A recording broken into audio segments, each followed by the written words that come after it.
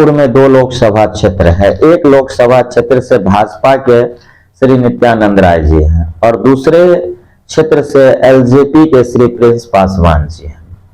तो श्री प्रिंस पासवान जी के बारे में कुछ कहना ही व्यर्थ है, क्योंकि लोजपा जो चुनाव लड़ी थी तो इन्होंने अपना कोई एजेंडा ही नहीं लाया था। चुनाव के लिए जो मैनिफेस्टो जारी करना है, लोजपा का कोई मैनिफेस्टो नहीं था, वो बीजेपी के मैनिफेस्टो पे चुनाव लड़ी थी।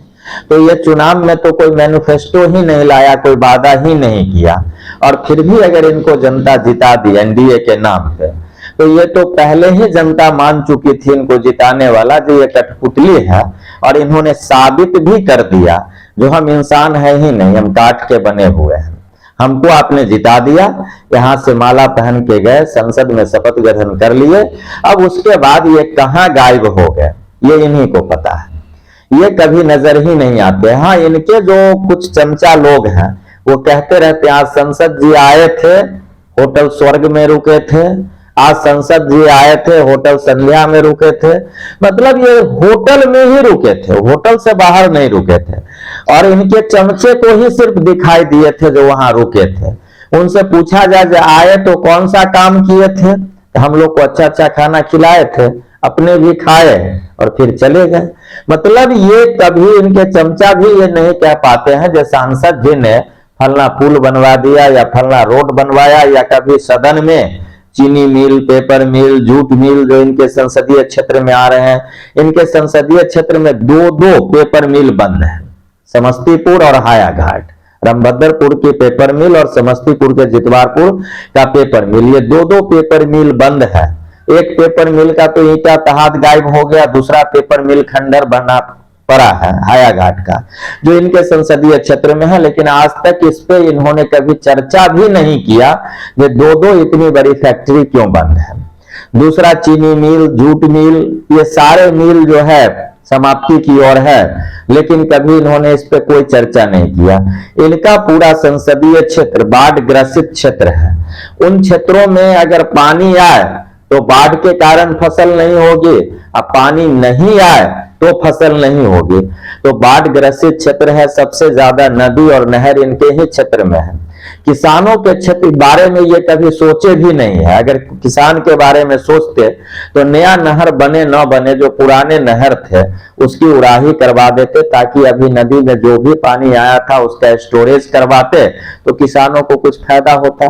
लेकिन ये कभी घूमते हुए भी नजर नहीं आए, किसी किसान से मिले भी नहीं, तो इनके कार्य को क्या कहा जाए, ये कार्य करने लायक भी नहीं है।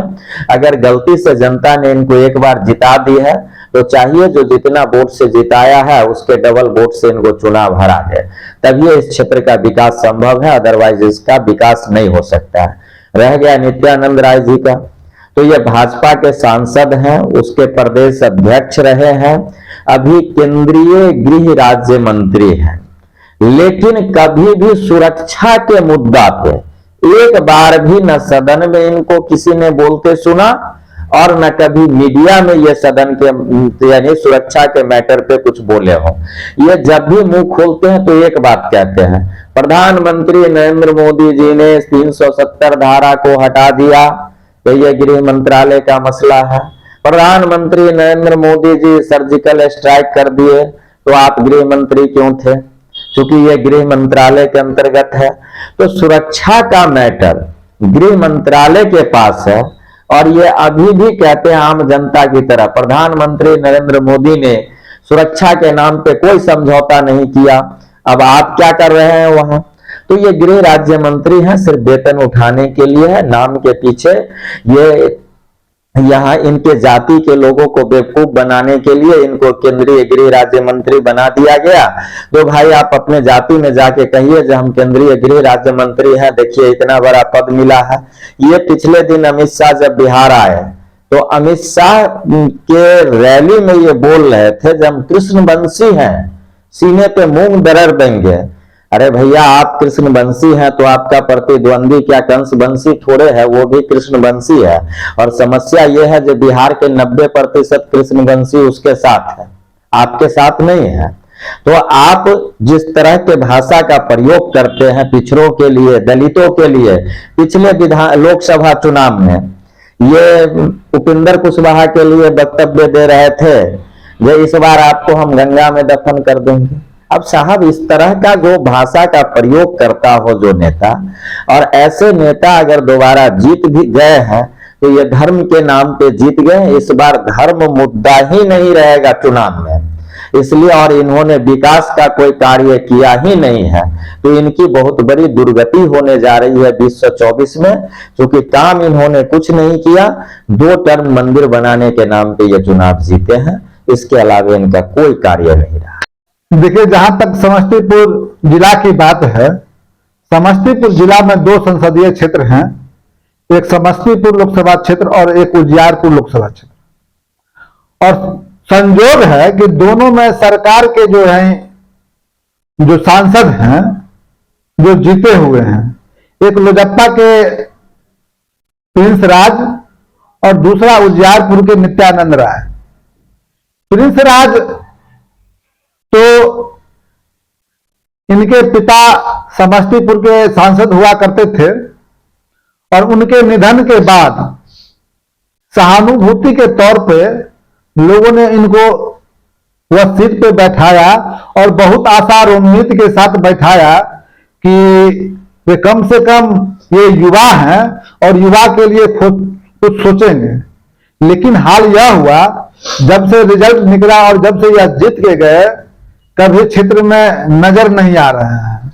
लोग ढूंढ रहा है, डिबिया और मोमबत्ती लेकर के लोग ढूंढ रहा है और यह मिल नहीं रहे हैं। कभी कभार जो है जो आते हैं समस्तीपुर के सर्किट हाउस, और कुछ लोग इनके साथ जो आगे पीछे चलने वाले हैं उनको चाय पानी करा करके यह भी आगे निकल जाते हैं। जो चुनाव होगा तो इनको पता चल जाएगा कि जनता क्या चीज है और इनको भी अपनी औकात पता चल जाएगी। और जहां तक उजियारपुर क्षेत्र की बात है तो वहां के सांसद जो है दूसरे प्रदेशों में इनको है तो भेजा जाता है, और संजोग से यह गृह राज्य मंत्री है। और आए दिन कभी कभी अखबार में जो है एक बहुत ही निर्लजता के साथ इनका बयान आता रहता है। आपने सुना होगा कि एक बयान उस समय आया था कि गोली मारो साले को, ये इनका ही बयान था। तो ऐसे जो सांसद हैं उजियारपुर के, ये दूसरे प्रदेश में इनको भेजा जाता है कि वहां चुनाव किस तरह होगा उनको देखने के लिए। और आज उजियारपुर का हाल यह है कि आज गड्ढा में सड़क है कि सड़क में गड्ढा है, इनको पता नहीं है। और संजोग से एक बार है तो उजियारपुर क्षेत्र में जब आए तो लोगों ने सवाल किया कि ये बिशनपुर से लेकर के जो सातनपुर का रोड है इसका क्या होगा। तो इनका जवाब मिला, अरे हम तो बनाने के लिए तैयार है, राज्य सरकार ही नहीं बनाने देता है। अब देख लीजिए, डबल इंजन का सरकार इनके पास था और कुछ दिनों से यह सरकार, बिहार सरकार, इनसे अलग हुआ है और यह केंद्र के सरकार में राज्य मंत्री है और राज्य मंत्री के द्वारा कहा जा रहा है कि एक बिहार सरकार हमको रोड नहीं बनाने दे रहा है। यह बहुत शर्म की बात है। ऐसे मंत्री को तो डूब मरना चाहिए जो इनके क्षेत्र, जो भारत के जो है तो राज्य मंत्री है, उनका क्षेत्र बिहार है और बिहार के द्वारा कहा जा रहा है कि तुमको नहीं बनाने देंगे। इनको तो डूब मरना चाहिए। और क्षेत्र में यह जो है कभी कभी यह भी नजर आते हैं, जब चुनाव का जो समय आया है तो इनको भी थोड़ा चहल पहल देखे, थोड़ा इधर उधर घूम रहे हैं, लेकिन जनता के सवाल से कट रहे हैं।